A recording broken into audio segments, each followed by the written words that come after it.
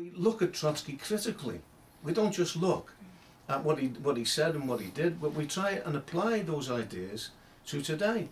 And those people who say, well, Trotskyism or Marxism is outdated, why was Marx voted as the man of the millennium by the largely middle-class listeners of BBC Radio 4? Because of the dominant influence that Marx had. Well, Trotsky is also one of the men of the millennium. He stands alongside Marx, Engels, Lenin, Rosa Luxemburg, all the great giants of Marxism. Trotsky is up there with them and made a colossal contribution to the sum of understanding of humankind in general.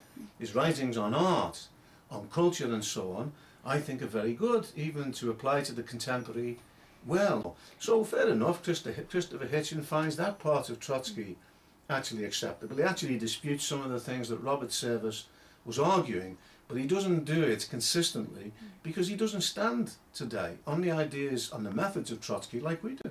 I think as the social crisis develops on the basis of the economic crisis of capitalism, then there will be an increased polarization of the classes in Britain and internationally. And in that, I repeat, the new generation will look for ideas. I think that socialism is going to come roaring back after we were told at the time of the collapse of the Berlin Wall that the market economy reigns supreme, socialism is on the margins of society, the class struggle is dead. All of those ideas have been falsified, just as Trotsky was relegated to the dustbins of history, to use a very famous phrase, first coined by Trotsky, but used by many other people today. And therefore, his ideas are relevant, and it's necessary to examine those ideas and see whether they apply to the situation that exists in society today. Individuals, the school of history of Robert Service and his like is to look at the great figures in history, kings, queens, to see great individuals and so on, and not see them in their social setting. And therefore he's totally incapable of understanding the Russian Revolution. He thinks it's a giant historical mistake. It was objectively determined, the Russian Revolution. He says at certain stages, well, it resulted in bloodshed.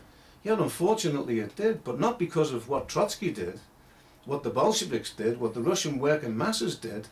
They created Soviets, that's workers' councils, election of all officials, right of recall, no official to receive more than the average wage of a skilled worker.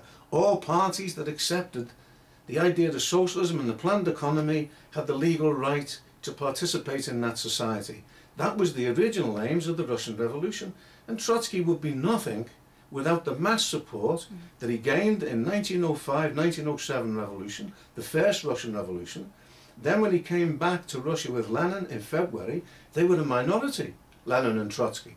But the experiences of the masses meant that the Bolsheviks got a majority support in the Soviets, and together with the left social revolutionaries, formed the first workers' government in history. And that resonated throughout the world. And I repeat, the capitalists have never been able to forgive them for that. And they are afraid that something similar will take place, and in my opinion it will do, not easily and not simply, but through experience. The majority of working class people, of the youth and so on, will look for this way out, and they will come to socialism, and then they'll examine the historical experience of the working class, and in my opinion Trotsky will be a mass figure in terms of his writings, not just here in Britain and worldwide, but in Russia, where I was recently, where he's perhaps least understood and least recognised of any country in the world. The home of his birth, the country of his birth, he's not recognised there, because there's so much slander which has been used to discredit Trotsky,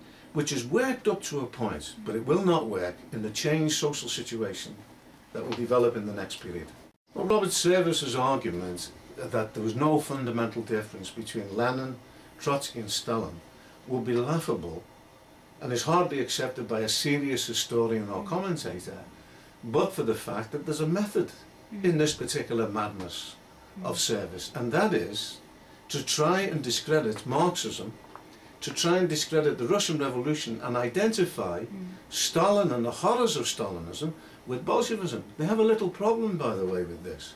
If Stalinism was an outgrowth of Bolshevism, of Leninism, and Lenin and Trotsky and Stalin were kind of political cousins and blood brothers, so to speak. Why did Stalin decimate Lenin's Bolshevik party? Why did he set up a huge apparatus of spies?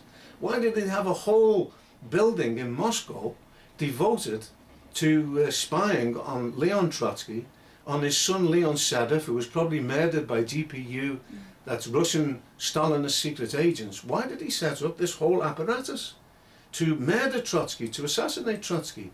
Not because it was an individual thing, a personal fallout, but because he feared that in the revolt which was brewing in Russia following the Spanish Revolution, the effect of the Spanish Revolution began to have an effect in Russia, and Stalin was afraid that even sections of the bureaucracy would be affected, moved to overthrow him, and therefore Trotsky's ideas were getting a great relevance and resonance in Russia at that stage, contrary to the myth that Service tries to give or perpetuate in his book and in that program.